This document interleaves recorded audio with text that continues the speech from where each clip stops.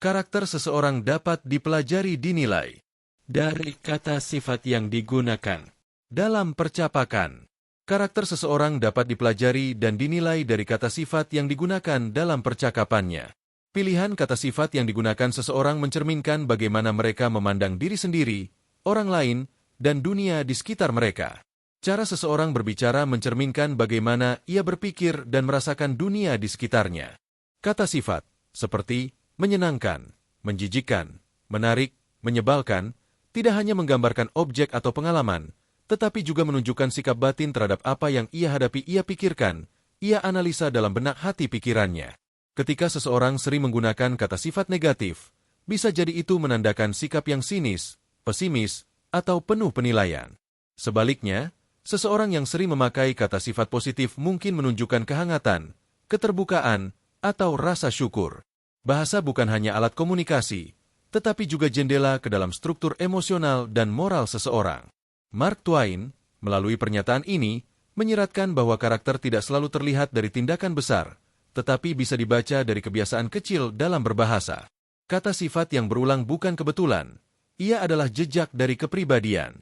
Maka, memperhatikan bagaimana seseorang menggambarkan dunia bisa memberi petunjuk tentang bagaimana ia menghadapinya.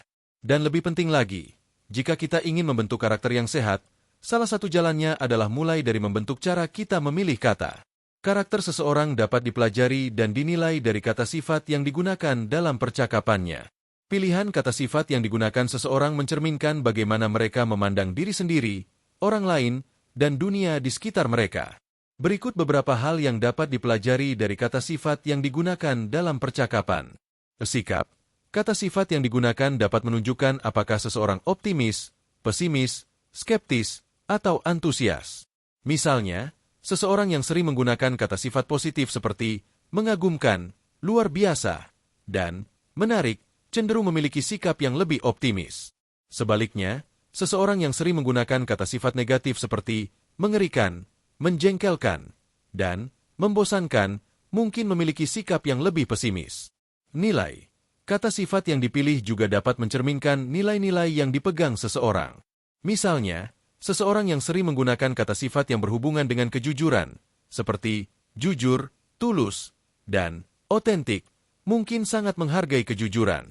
Emosi. Kata sifat dapat mengungkapkan emosi yang sedang dirasakan atau yang biasa dirasakan oleh seseorang. Seseorang yang sering menggunakan kata sifat yang intens, seperti marah, gembira, atau sedih, mungkin memiliki rentang emosi yang lebih luas daripada seseorang yang lebih sering menggunakan kata sifat yang netral. Cara berpikir. Kata sifat dapat menunjukkan bagaimana seseorang memproses informasi dan membentuk opini. Seseorang yang sering menggunakan kata sifat yang spesifik dan detail mungkin memiliki cara berpikir yang analitis, sedangkan seseorang yang lebih sering menggunakan kata sifat umum mungkin memiliki cara berpikir yang lebih holistik. Tingkat kepercayaan diri. Penggunaan kata sifat juga dapat menunjukkan tingkat kepercayaan diri seseorang. Seseorang yang sering menggunakan kata sifat yang positif tentang diri mereka sendiri mungkin memiliki kepercayaan diri yang tinggi, sedangkan seseorang yang sering merendahkan diri atau menggunakan kata sifat negatif tentang diri mereka sendiri mungkin memiliki kepercayaan diri yang rendah. Namun, penting untuk diingat bahwa ini hanyalah indikasi dan tidak selalu akurat. Konteks percakapan, hubungan antar pembicara, dan faktor-faktor lain juga perlu dipertimbangkan untuk mendapatkan gambaran yang lebih lengkap tentang karakter seseorang. Analisis kata sifat hanya menjadi satu bagian dari proses yang lebih besar dalam memahami kepribadian seseorang.